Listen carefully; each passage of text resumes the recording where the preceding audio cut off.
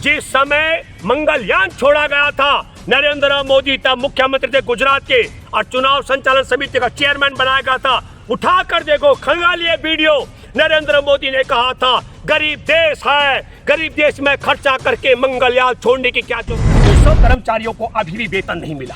मैं मानता हूं वैज्ञानिकों को हम सैल्यूट करते हैं मंगलयान अपने चंद्रयान 3 की सफलता के लिए, लेकिन उन इंजीनियरों का, उन कर्मचारियों का जिन्होंने दिसंबर 2022 में हड़ताल करनी पड़ी, उन्हें 13 महीने का वेतन नहीं मिला था। और आज जब मैं आपसे बात कर रहा हूं मेरे प्यारे देशवासियों, तो आज 18 महीने से कल्पना करें उन इंजीनियरों को वेतन नहीं मिल पा रहा। सूरज पर भी पहुंचेगा नवीन जी तो पटेल जी की ऊंची मूर्ति बनाकर नहीं पहुंच सकता है, वहां राम का मंदिर बनाकर नहीं पहुंच सकता है, वह इसरो के वैज्ञानिकों को और विज्ञान के माध्यम से ही पहुंच सकता है।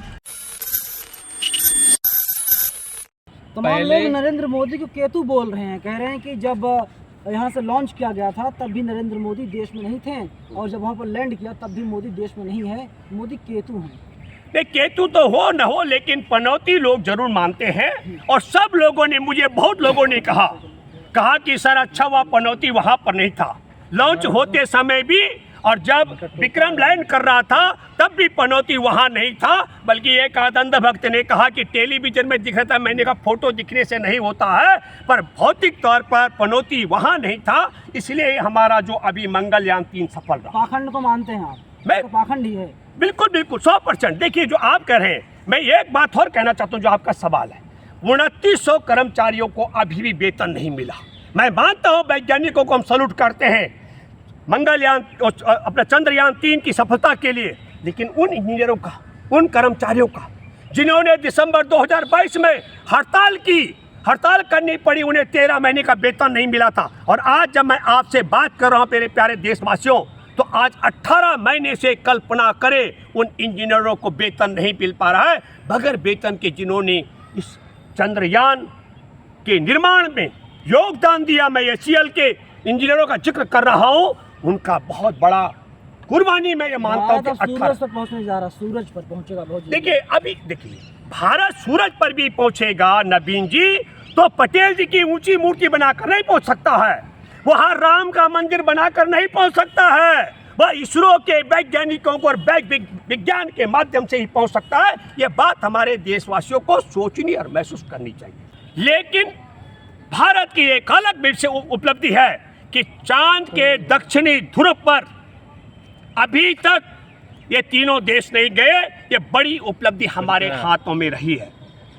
चंद्रमा और अंतरिक्ष तक भारत की यात्रा वास्तव में गौरव, धैर्य, दृढ़ संकल्प, दूरदर्शिता की वह कहानी है जो हमारे देश के प्रथम प्रधानमंत्री पंडित जवाहरलाल नेहरू जी की वैज्ञानिक सोच के कारण, अगर उन्होंने भी तब सरदार पटेल की मूर्ति की तरह दुनिया में सबसे ऊंची मूर्ति बनाई होती और उन्होंने भी राम मंदिर की तरह कोई भव्य मंदिर का निर्माण करने की योजना बनाई होती, तो मैं दावे के साथ में कह सकता हूं फिर इसरो की स्थापना कैसे हो पाती और हम इस वैज्ञानिक युग में उस मूर्ति के आगे या उस मंदिर के आगे घंटे बजाते रहते, मत्था टेकते रहते। मैं यह स्वतंत्र भारत के पहले प्रधानमंत्री जवाहरलाल नेहरू थे जिनके वैज्ञानिक दृष्टिकोण और दूरदर्शिता ने भारतीय अंतरिक्ष अनुसंधान की नींव रखी। उन्होंने 1946 में ही वैज्ञानिक सोच के बारे में बात की थी। क्या आप कल्पना कर सकते हैं एक ऐसा देश जो 200 साल की गुलामी से उभरा था, जो अत्यधिक गरीबी, उच्च निरक्षरता, गहरे सामाजिक विभाजन और अकाल से जूझ रहा था, वह अंतरिक्ष में उड़ान का सपना ही नहीं देख रहा था, उस ओर कदम भी बढ़ा रहा था। ये होता है हौसला। तो चंद्रयान 3 तक हम पहुँचे कैसे शुरू हुई भारत की अंतरिक्ष यात्रा, ये भी हमारे देशवासियों को जानना बहुत ज़रूरी है, क्योंकि अमेरिका, रूस और चीन का बराबर चौथा देश हमारा भारत पहुंचा है।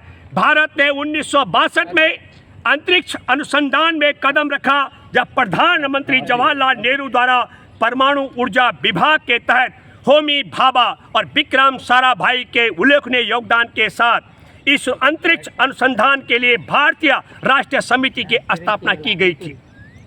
1963 में वहाँ ऊपरी वायुमंडल अनुसंधान के लिए तिरुवनंतपुरम में थुम्बा इक्टोरिया रॉकेट लॉन्चिंग स्टेशन की स्थापना की गई थी। 1969 में भारतीय राष्ट्रीय अंतरिक्ष अनुसंधान समिति का नाम बदलकर भारतीय अंतरिक्ष अनुसंधान संगठन इसरो कर दिया गया था। अंतरिक्ष विभाग DOS और अंतरिक्ष आयोग की स्थापना 1972 में की गई थी और इंदिरा जी की सरकार के तहत 1 जून 1972 को इसरो को दोष के अंतर्गत लाया गया। इसरो द्वारा बनाया गया पहला भारतीय उपग्रह आर्यभट्ट, जिसका नाम इंदिरा गांधी ने रखा था, सोवियत संघ की मदद से 19 अप्रैल 1975 को लॉन्च किया गया था। भारत का दूसरा उपग्रह भारत सेगा-1 भी सोवियत सहायता से लॉन्च किया गया। रोहिणी को 1980 में लॉन्च किया गया, जो भारत निर्मित लॉन्च वाहन द्वारा सफलतापूर्वक स्थापित होने वाला पहला भारतीय उपग्रह बना। 1984 में पहला भारतीय अंतरिक्ष में गया था। आपको मालूम होगा 2 अप्रैल 1984 को भारतीय वायुसेना के पायलट राकेश शर्मा अंतरिक्ष की यात्रा करके पहले भारतीय बने और इतिहास रच दिया। बस इसे सुना रहा हूँ कि यह अचानक में ये जो इतिहास सुनाने का कार्यक्रम है उसके तह पर जो सवाल है बहुत बढ़िया नवीन का है। मेरे ये इतिहास सुनाने के पर आवश्यकता इसलिए महसूस करता हूँ कि भारत जिस तरीके से मूर्ति काल की तरफ भारत को जिस तरीके से मूर्ति काल की तरफ ले जाया जा रहा 5000 साल पीछे, उससे किसी भी कीमत पर देश इस वैज्ञानिक युग में तरक्की नहीं कर सकता है। तब मैं सिलसिलेवार ये सुना रहा था कि किस तरीके से मंगलयान की सफलता हुई। मंगलयान पहला 2008 में मनमोहन सिंह जी के कार्यकाल में सफलता अर्जित किया और आपको मालूम होगा कि चंद्रयान भी, और फिर हमारा अभी जो चंद्रयान 3, चंद्रयान 2 तो आपको मालूम होगा कि पनौती वहाँ थे तो चंद्रयान 2 असफल रहा। अब की बार सफलता भी इसलिए भी रही कि पनौती वहाँ नहीं थे, इसलिए सफलता अर्जित की। यह इतिहास मैं इसलिए सुना रहा था। इस इतिहास को सुनना इसलिए भी जरूरी है कि भारत की उन्नति और तरक्की के लिए जो लोग जिस दुनिया के सबसे ऊंची मूर्ति को और मंदिर और मस्जिदों को मानते हैं, इस वैज्ञानिक युग में उनका कोई औचित्य नहीं है। इसलिए मैं सिलसिलेवार सुना रहा था कि हमारे देश की निर्धनता और गरीबी के बावजूद देश के प्रथम प्रधानमंत्री पंडित जवाहरलाल नेहरू जिस रास्ते पर आज संघ की सरकार देश को लेकर जा रही है,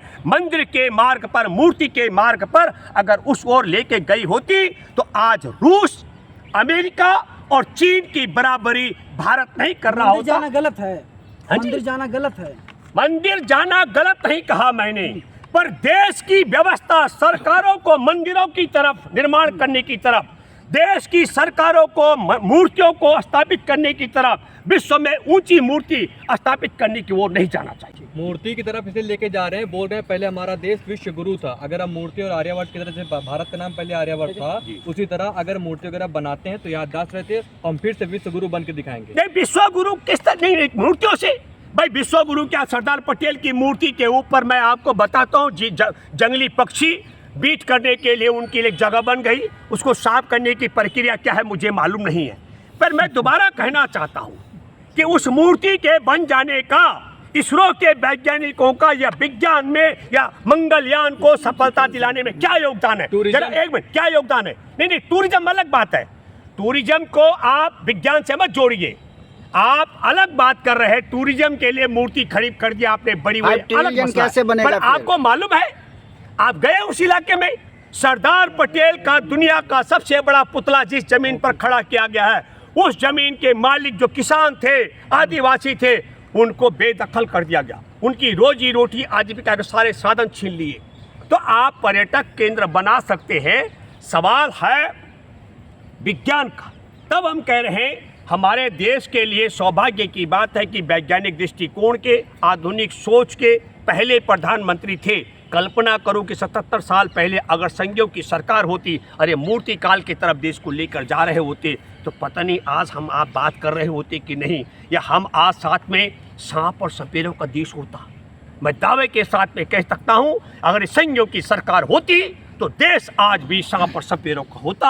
आज हम दुनिया में चीन, इन्हीं के सरकार में ना चंद्रयान 2 चंद्रयान 3 लॉन्च हुआ है, इन्हीं के सरकार लेकिन मैं आपको बताना चाहता हूं, चंद्रयान के इस चंद्रयान 2 और 3 के जो जिक्र कर रहे हैं, इसको अप्रूवल की 2012 में मनमोहन सिंह की सरकार ने कर दिया था। मैं 2012 का जिक्र कर रहा हूं, जिस समय मंगलयान छोड़ा गया था। नरेंद्र मोदी तब मुख्यमंत्री थे गुजरात के और चुनाव संचालन समिति का चेयरमैन बनाया गया था। उठा कर देखो, खंगालिए वीडियो, नरेंद्र मोदी ने कहा था गरीब देश है, गरीब देश में खर्चा करके मंगलयान छोड़ने की क्या जरूरत है।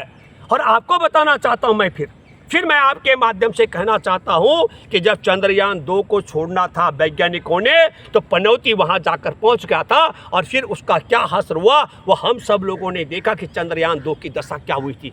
फिर मैं कहना चाहता हूं, सौभाग्य की बात है कि मूर्ति काल की तरफ देश को ले जाने वाला उस इसरो के वैज्ञानिकों के बीच में नहीं था जिस दिन चंद्रयान 3 को छोड़ा गया, और जिस दिन लैंड किया उस दिन भी नहीं था, नहीं तो पनौती का प्रभाव वहाँ भी पड़ सकता था।